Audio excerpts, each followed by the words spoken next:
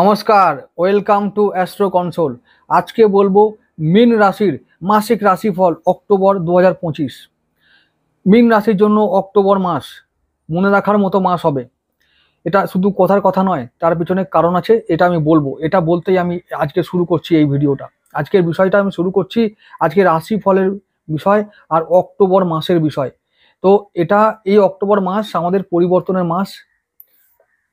পরিবর্তন তো হবেই। তো প্রথমেই বলে রাখি আমাদের লগ্নপতির কথা। ভালো একটা মাস, শুভ মাস, অতীব শুভ ফল আনবে আমাদের জন্য। কিরকম?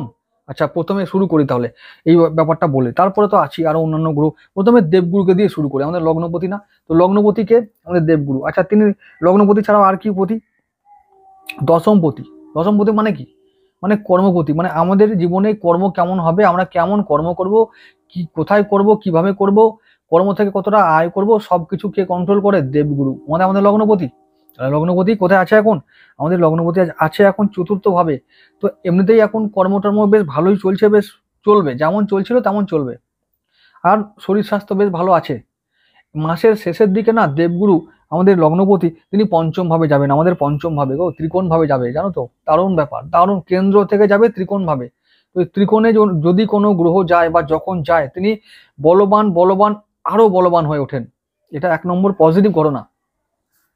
লগ্নপতি যখন বলবান বলবান আরো বলবান হয় না, তখন জীবনের সমস্ত বাধাগুলো এবারে মানে নিমেষে, মানে একেবারে নিমেষে দূর হয়, চোখের পলকে দূর হয়। এটা মনে রাখো, এটা নিয়ম, এটা আমার কথা নয়, কথার কথা নয়, এটা হবে। সেটা তোমরা জীবনে দেখতে পাবে। এটা এখন থেকেই, অক্টোবর পড়তে না পড়তেই তোমরা ফিল করতে পারবে। এই পুজোর সময় থেকেই তোমরা ফিল করতে পারবে যে আগামী দিনটা একটু পরিবর্তন আনছে আমাদের জীবনে। একটু পরিবর্তন হবে, একটু আশার আলো আমরা দেখতে পাবো বিভিন্ন ক্ষেত্রে। প্রথমত পঞ্চম ভাব, আমি বলি সন্তানের ভাব। আচ্ছা, যখন পঞ্চম ভাবটা প্রেমের ভাব, পঞ্চম ভাবটা আমাদের উচ্চশিক্ষার ভাব, পঞ্চম ভাবটা আমাদের ভবিষ্যতের ভাব, বুদ্ধি, মেধা, প্রতিভা। আমাদের ভবিষ্যতে কি পরিকল্পনা করব, কতটা প্রতিভা আমার আছে, প্রতিভাকে কতটা কাজে লাগিয়ে আমরা সেটাকে আমাদের জীবনের পক্ষে মানে আমরা উন্নতি করতে পারবো, জীবনটাকে আরো সহজ ও সুন্দর করে তুলতে পারবো। এই ব্যাপারটা আমরা পঞ্চম ভাব থেকে দেখি। এবং পঞ্চম ভাবটাকে কর্কট রাশি, কর্কট রাশির যে অধিপতি সে চন্দ্র, সে আমাদের মিত্র। এবং কর্কট রাশিটাও আমাদের মিত্র গ্রহের রাশি হওয়ার দরুন সেটা আরো ভালো ফল আনবে। তাহলে পঞ্চম ভাবে আমরা শুভ ফল পাবো, এবং সেখানে এই জন্যই পাবো যে শুভ গ্রহ আমাদের লগ্নপতি তিনি ওই রাশিতে যাচ্ছেন এবং উচ্চস্থ হচ্ছেন ওই রাশিতে। তাহলে আমরা কোন কোন জায়গায় ফল পাবো? শরীর স্বাস্থ্য একদম দারুণ ভালো থাকবে, মন ভালো থাকবে, সন্তান ভালো থাকবে, পরিবার ভালো থাকবে, পড়াশোনা ভালো চলবে, সন্তানের শিক্ষা ভালো হবে, সন্তান ভালো জায়গায় বেশ যাবে, বিদেশে যেতে পারে, বিদেশ যেতে পারে। এটা মনে রাখো। আচ্ছা, এরপরে আবার বলবো যে প্রেম ভালো হবে, দারুণ প্রেম হবে। আর হঠাৎ করে প্রেম আসবে, এবং দূর থেকে, বিশেষ করে যারা অনলাইনে মানে অ্যাক্টিভিটি রাখো তাদের অনলাইন প্রেম হবে। হুম, দারুণ হঠাৎ করে প্রেম আসবে, বিদেশে প্রেম হবে, এরকম ব্যাপার হবে। প্রেমের জন্য এখন দারুণ ব্যাপার, দারুণ সময়। আরেকটা কথা বলে রাখি, মোস্ট ইম্পর্টেন্ট এই কথাগুলো। আমি মীন রাশির জন্য দেবগুরু বৃহস্পতির রাশি পরিবর্তনের ভিডিও আনবো, এটা খুব দরকার। কারণ স্পেশালি এগুলো খুব দরকার। এই যে এত বড় একটা গ্রহের রাশি পরিবর্তন, তাও কিনা 12 বছর পরে এই পঞ্চম ভাবে আসা, এটা তো আর মামুলি ব্যাপার নয়। এগুলো এক কথায় বলাও যায় না। এখন রাশিফলের ভিডিও করছি, ভিডিও এই ব্যাপারটা বলতে গেলেই 20 মিনিট হয়ে যাবে, তাহলে বাকিগুলো কখন বলবো? তো এটা আমি সংক্ষেপে বলবো যে দেবগুরু বৃহস্পতি শুধুমাত্র পঞ্চম ভাবে যখন আসবে, তখন আমাদের লগ্ন ভাবে দৃষ্টি রাখবেন। মানে আমাদের লগ্ন ভাব কোনটা? মীন রাশি। তাহলে মীন রাশিতে নবম দৃষ্টি পড়বে দেবগুরুর, আমাদের লগ্নপতির। তাহলে কি ভাগ্য পরিবর্তন তিনি একাই করে দেবেন, একা করতে সমর্থ হবেন, একাই করে দেবেন তিনি, একাই। আবার লগ্নভাবে এখন কে আছে মীন রাশিতে? শনি আছে, শনিদেব। শনিদেব এখন এই মাসেই শেষের দিকে তিনি দেবগুরুর নক্ষত্রে প্রবেশ করবেন, যার নাম হচ্ছে পূর্ব ভাদ্রপদ নক্ষত্র। এই নক্ষত্র দেবগুরু নক্ষত্র। তাহলে শনিও দেবগুরুর আদেশে কাজ করবেন। তাহলে কি হবে? শনি আমাদের মনের মতো করে ফল দেবেন। আর শনি আমাদের দ্বাদশপতি। দ্বাদশ মানে ওই যে দ্বাদশ ভাবটাই কিন্তু বিদেশকে ইন্ডিকেট করে। তাহলে বিদেশ থেকে প্রেম, বিদেশ থেকে আয়, বিদেশ থেকে সবকিছু সুযোগ সুবিধা সম্ভাবনা আমাদের পাবো। আয় তাহলে কি হবে? শেয়ার মার্কেট ইনকাম করতে পারবো, বিদেশি মুদ্রা ইনকাম করতে পারবো, কারেন্সি মার্কেট, কমিউনিটি মার্কেট, যা পারো তাই করে নাও। ব্যাস, এখন সুযোগ এসছে ভাই কয়েক বছরের জন্য। কয়েক বছর কেন, এইটা এখন আমি বলতে পারি কয়েক বছর, 1 বছরের জন্য বলতে পারি। কারণ এই যে দেবগুরু আমাদের কর্কটে থাকবে, পঞ্চম ভাবে থাকবে বেশ কিছু মাসের জন্য, তারপরে আবার তিনি যাবেন মিথুনে, সেটা আবার কিছুদিনের জন্য তিনি আবার কর্কটেই আসবেন। তো ভালো ফলটা এখন থেকেই তোমরা পাবে কর্কটে থাকার। তো সুতরাং এটাই তুমি ধরে নাও যে, তোমরা ধরে নাও যে এই শুভ ঘটনা, মানে এটা সূচনা হলো, মানে শুভ ঘটনা ঘটার সূচনা হলো অক্টোবর মাস থেকেই, এটা ধরে নাও ব্যাস। তাহলে যেগুলো বলছি, মানে যারা চাইছো বিদেশ যেতে, বিদেশে গিয়ে কর্ম করতে, বিদেশে গিয়ে ইনকাম করতে, পড়াশোনা করতে, বিদেশি মুদ্রা ইনকাম করতে, এক্সপোর্ট ইম্পোর্টে বিজনেস করতে, শেয়ার মার্কেট থেকে এবং অনলাইন থেকে পয়সা ইনকাম করতে চাইছো, তারা এবার লেগে পড়ো ভাই। ব্যাস, সময় এসে গেছে। দেবগুরু 12 বছর পর পঞ্চম ভাবে এসছে এবং লগ্ন ভাবে 12 বছর পর দৃষ্টি রাখছে। এটা মামুলি ঘটনা নয় এগুলো। তো এগুলো 12 বছর পরেই ঘটে। একটা যুগ মানে 12 বছর অনেকে বলে। তো যাই হোক, সেটা তো আর যখন তখন যেদিন সেদিন ঘটে না। তাহলে আসছে ভালো সুযোগ, তাই না? আমি এইটুকু বলতে পারি, বাকিটা তোমাদের উপর ডিপেন্ড করবে যে তোমরা সুযোগটা কতটা কাজে লাগাতে পারবে, এটা তোমাদের উপর ডিপেন্ড করবে। যাই হোক, এবারে বৃহস্পতির কথা অনেকটা বড় করে ফেললাম, এরপর আমি বাকিগুলোর কথা বলবো। তো রবির কথা বলি ফার্স্ট। রবির কথা বলবো যে এই মাসে রবি কেমন ফল দেবে। আচ্ছা, রবিদেব থাকবেন প্রথম হচ্ছে কন্যায়, তারপরে তুলায়। রবিদেব আমাদের হচ্ছে যে ষষ্ঠপতি, তিনি এখন সপ্তমে আছেন, সপ্তম থেকে অষ্টমে যাবেন। তো রবি কিন্তু এবারে আমাদের ভালো ফল দেবেন না। রবি এমনিতেই রাহুর নক্ষত্রে মানে প্রবেশ করবে, তারপর রাহুর নজরে প্রবেশ করবে। তো আমাদের কি করতে হবে, একটু ঋণ, আমাদের না একটু ঋণ হবে। তারপরে বলবো যে যাদের হার্টের সমস্যা আছে, যাদের প্রেশারের সমস্যা আছে, এগুলো থেকে সাবধান থাকতে হবে। তো যাই হোক, এগুলো খুব মানে রবি হচ্ছে যে আমাদের হার্টের কারক, রবি পিতার কারক। অনেকের পিতার শরীর স্বাস্থ্যে অবনতি হতে পারে, তাদের এই ব্যাপারটা লক্ষ্য রাখতে হবে। এই রবি কিন্তু ভালো ফল এবার দিতে চাইলেও পারবে না, রবি ভালো ফল দেবে না। রবি নিচস্ত হবে তুলা রাশিতে অষ্টম ভাবে, এবং অষ্টম ভাবটাও খুব খারাপ। ভাবটা হলো অ্যাক্সিডেন্ট, মৃত্যু, পাপ, খরচ, বাজে খরচ, এই সমস্ত ঘর। রবিকে নিয়ে সাবধান থেকো, ব্যাস। আচ্ছা, আরেকটা কথা বলবো যে মঙ্গল আমাদের অষ্টম ভাবে আসবে। তো এই অষ্টম ভাবটা না আমাদের শুক্রের ঘর, ওই তুলা রাশি। মানে রবিও নিচস্ত হবে, মঙ্গল নাশস্ত হবে, তাহলে মঙ্গলও আমাদের দ্বিতীয় পতি, সঞ্চয় নাশ করবে। আচ্ছা, নবমপতি ভাগ্য নাশ করবে। তাহলে এতক্ষণ ধরে বললাম যে ভাগ্য ভালো থাকবে, কি হবে তাহলে? ব্যাপারটা বেশি দিনকার জন্য নয়, এটাও যেমন হবে, ভাগ্য যেমন ভালো তিনি রাখবেন। আচ্ছা, আরেকটা কথা বলি, তাহলে বলে রাখি, মঙ্গল 1 অক্টোবর থেকে 12 অক্টোবর পর্যন্ত রাহুর নক্ষত্রে থাকবে। রাহুর নক্ষত্রের নাম কি? স্বাতী নক্ষত্র। কোথায় থাকবে? কোন রাশিতে? তুলা রাশিতে থাকবে, অষ্টম ভাবে থাকবে। তাহলে মঙ্গল ও রাহু যখন অষ্টম ভাবে থাকবে, ওই যে বললাম অ্যাক্সিডেন্ট, পাপ, তারপরে মৃত্যু, এইবারে যখন মঙ্গল ওখানে থাকবে, মঙ্গল মানেই রক্তপাত, মঙ্গল মানেই ব্লাড প্রেশার, মাথা গরম, অ্যাক্সিডেন্ট, এইগুলো হলো মঙ্গলের কাজ। রাহুর সঙ্গে জুড়ে গেলে আরো এগুলো বাড়িয়ে তুলবে। তাহলে কি বলবো, তাহলে যাতে প্রেশার না বাড়ে, যাতে হার্টে চাপ না পড়ে, যাতে গাড়ি ঘোড়া চালাতে গিয়ে আমাদের যেন কোনো অ্যাক্সিডেন্ট না ঘটে, সাবধান থাকতে হবে 12টা দিন। কদিন? 12 দিন। 13 তারিখে কি হবে? 13 অক্টোবর মঙ্গল বিশাখায় চলে যাবে। বিশাখা মানে দেবগুরুর আরেকটি নক্ষত্র। তাহলে দেবগুরু নক্ষত্রে যখন মঙ্গল প্রবেশ করবে, তখন মঙ্গল আবার মঙ্গলময় ফল দেবে। কিন্তু মাসের 12টা দিন কি থাকতে হবে? সাবধান থাকতে হবে। কোন কোন বিষয়ে বলে দিয়েছি। রবিও তাই, রবিও সেটাই করবে। রবি যখন রাহুর নক্ষত্রে থাকবে তখন কিন্তু, আচ্ছা, রবি আমাদের 17 অক্টোবর তুলায় যাবে। তাহলে প্রথম 1 থেকে 17 কোনো চিন্তা নেই রবিকে নিয়ে।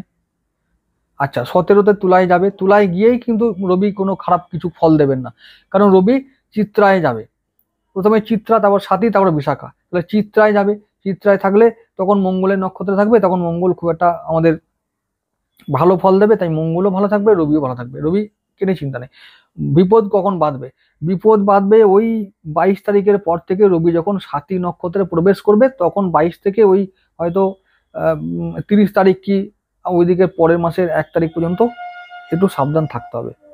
আচ্ছা, এইটা হলো ব্যাপার। তারপরে বিশাখায় যখন যাবে তখন আর চিন্তার কোনো কারণ নেই। পরবর্তী 22 তারিখ থেকে 22 তারিখে যখন চিত্রায় যাবে, এরকম লাস্টের কয়েকটা দিন, মাসের অক্টোবরের শেষের কয়েকটা দিন একটু সাবধান থাকাই ভালো রবিকে নিয়ে। রবি হার্টের কারক বলছি না বারবার, আর পিতার কারক, রবি পিতার কারক। তাহলে কি হতে পারে? অষ্টম ভাবে পিতার কারক যদি যায়, তাহলে কি হতে পারে? পিতার শরীর স্বাস্থ্যে অবনতি হতে পারে এবং তার জন্য খরচ হতে পারে। আচ্ছা, এবার রবি মঙ্গলকে নিয়ে হয়ে গেল। আচ্ছা, এবার চলে যাচ্ছি বুধকে নিয়ে। বুধ আমাদের থাকবে কন্যায়, রবি বুধ একসঙ্গে থাকবে, তাহলে 1 থেকে 17 তারিখ পর্যন্ত আমাদের রবি বুধকে নিয়ে কোনো চিন্তায় থাকতে হবে না, কারণ যেমন চলছিল তেমন চলবে। বুধ আমাদের এমনিতেই কত নম্বর অধিপতি, এক হচ্ছে যে চতুর্থপতি। আচ্ছা, চতুর্থপতি আর সপ্তমপতি, তাহলে সপ্তম ভাবে বুধ এখন আছে, তাহলে ব্যবসা বাণিজ্য দাম্পত্য সম্পর্ক ঘরে যে সমস্ত পরিবেশ, মানে ঘরের যা পরিবেশ, গৃহের শান্তি কেমন থাকবে বুধকে নিয়ে, ভালোই চলছে এখন, কোনো অশান্তি কোনো কারণ নাই। যখন এবার চিত্রায় প্রবেশ করবে, মানে মাসের ওই 15 অক্টোবর, তাহলে 15 অক্টোবর থেকে ঘরে অশান্তি হবে, ব্যবসা বাণিজ্যে আপ ডাউন হবে, দাম্পত্য অশান্তি হবে, এইগুলো নিয়ে বুধ একটু চাপে রাখবে। বুধ ভালো ফল দেবে না। বুধ আবার ভালো ফল দেবে কখন, যখন আবার সাতী নক্ষত্রে প্রবেশ করবে এই মাসের ওই যখন ওই অক্টোবর তো 15 তারিখে তুলা এলো। আচ্ছা, ওই 22 তারিখের পর থেকে কি হয়তো 20 তারিখের পর থেকে বুধ আবার ভালো ফল দেবে। কেন, সপ্তমপতি রাহুর নক্ষত্রে থাকলে কি হবে, ব্যবসা বাণিজ্য আবার বেশ ভালো ফুলে ভেবে উঠবে, ফাটকা ইনকাম করাবে। চতুর্থ ভাবে রাহুর নক্ষত্র থাকবে, মানে চতুর্থপতি রাহুর নক্ষত্রে থাকলে কি হবে, আমরা ভালো ফল পাবো চতুর্থ ভাব থেকে। মানে হঠাৎ করে বাড়িতে কোনো কিছু, মানে এমন কিছু হলো যে কোনো ভালো ঘটনা ঘটলো বুধের কারণে। বুধ টাকা, ভাই লক্ষ্মী বাড়িতে আগমন ঘটবে, এটাই হলো আসল কথা। বেশি মানে বলতে চাইছি না, হলো যে বুধ অর্থের কারক। এবার লক্ষ্মী যে আমাদের চতুর্থ ভাবের মালিক বুধ, সেই বুধ রাহু নক্ষত্রে প্রবেশ করবে। কবে, সাতী নক্ষত্রে। তাহলে যখন তিনি করবেন, হঠাৎ করে লক্ষ্মী লাভ ঘটাবেন। বুধ রাহু এই যে কম্বিনেশনটা খুব ভালো, শুভ একটা কম্বিনেশন। আর রাহু হঠাৎ করে কোন, আর অষ্টম ভাবে যেহেতু, তাই কি হবে, হঠাৎ করে লক্ষ্মীর আগমন। আবার বলবে, অনেকে বলবে যে লক্ষ্মী চঞ্চলা, চলেও যেতে পারে, না চলে যাওয়ার কোনো কারণ নেই। বুধ আমাদের খুব নিউট্রাল গ্রহ, সপ্তমপতি। তো মোটামুটি তিনি কি করবেন, ব্যবসা বাণিজ্যে, ব্যবসায় লক্ষ্মী আগমন করাবেন, ফাটকা ইনকাম করাবেন, গৃহে লক্ষ্মীর আগমন করাবেন, এটা করাবেন। ভাই তোমরা বিশ্বাস করে করবো, করলে করো, না হলে কোনো কিছু আমার বলার নাই।